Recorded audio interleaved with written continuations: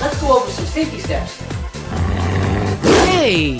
First and foremost, lights may be hot, conduct a lot of heat, so never touch them until they cool down.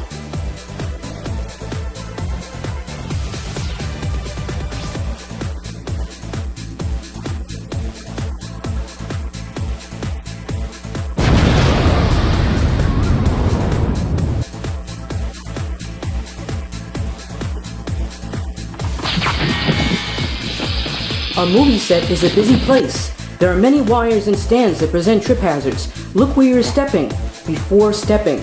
Use duct tape to secure the wires if possible. But be sure to check with your wife or significant other before duct taping the house. Always get permission to film at a location.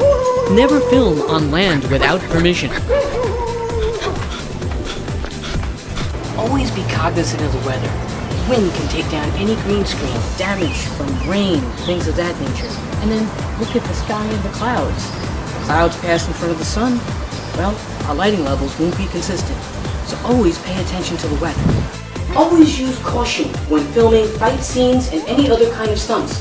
Only trained professionals should conduct stunts. Use padding and other items to protect the user. Slow down the motion in the fight scenes to prevent anybody from accidentally being impaled. Never use real weapons. People can be impaled or shot. You also don't want the police showing up at your door because they think you have a real gun. So, take safety seriously. Okay, so now that we've covered safety, let's cover another couple items that you might need. Screenwriting software. A set or place to film. Costumes and props. Actors. Green screen. Powers, cables and lighting. Tripods and steadicams. Microphone booms and microphones. Prosumer or better grade video camera. Computer monitor. Video editing software. And a very fast computer. The first step is to dream up a visual idea.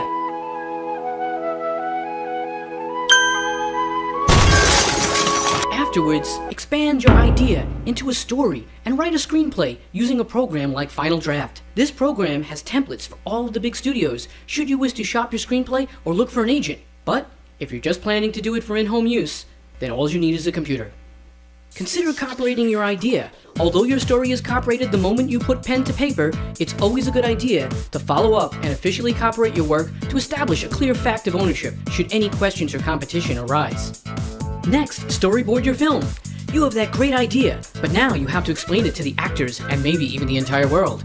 Make sure to include whether shots are up close, far, wide, and what the scene is supposed to look like. The drawings don't have to be perfect, but as long as you can get the message across through pictures, you are good. Develop a theme or aesthetic for your movie. There are many film looks and overlays to use in the editing process, from steely blues to the characteristic green overlay that we've seen in movies such as The Matrix. Next, design or purchase costumes, sets, and props. We're going to want to find a place to film and scout locations. Always remember to get permission before filming in locations.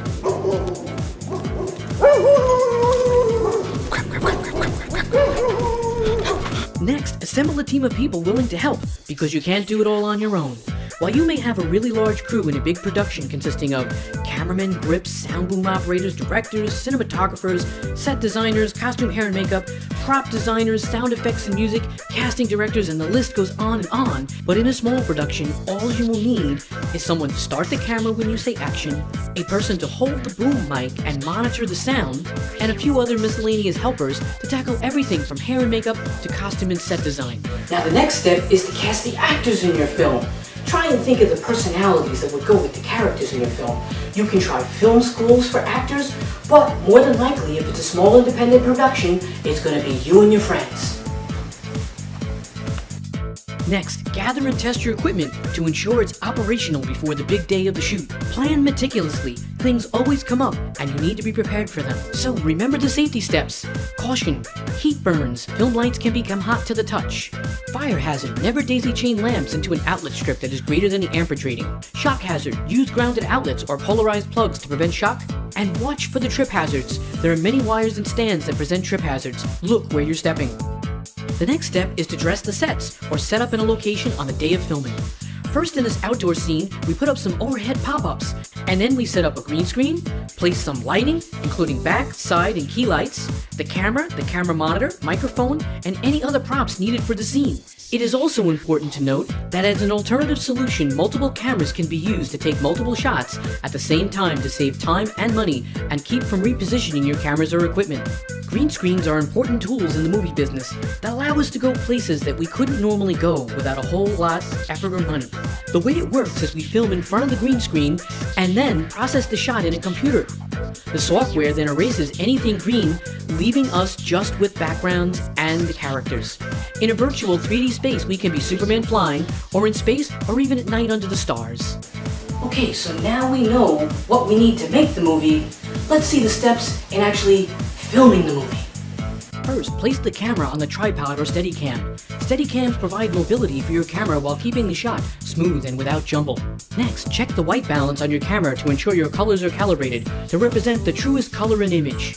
Next, set the film speed to 24 frames per second. Have the actor step into the scene and stand 10 feet in front of the green screen if you are using one. Then adjust any lights using a light meter to ensure the actor is 1.5 steps brighter than the background.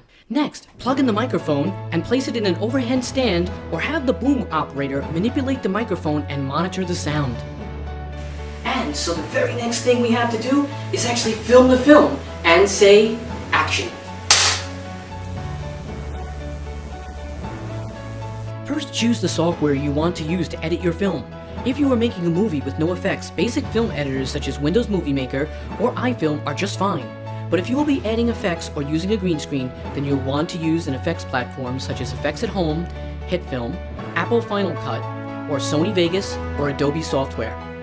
Organization is key to keep track of the shots you've taken. Once you've chosen your software, you will need to categorize each scene into a folder. Also, it's important to note, if you are using effects, you must convert your footage first to an intermediate codec. First, using a program such as PavTube to uncompress the video to prevent a loss of quality during the editing process. Now cut the various scenes in the order you want them, add your pans and zooms, add in any backgrounds and adjust the color. Next, mask out lighting and booms. Finally, add in any special effects.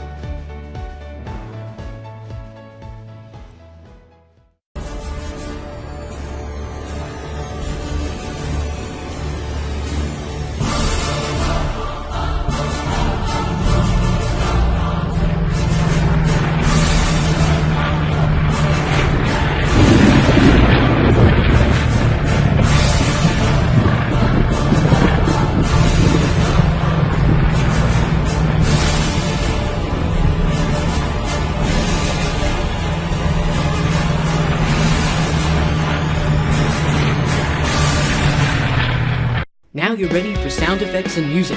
Collect or record any sound effects or music you might need. Sync up any dialogue or effects. Always ensure you have written permission or licenses to use copyrighted material.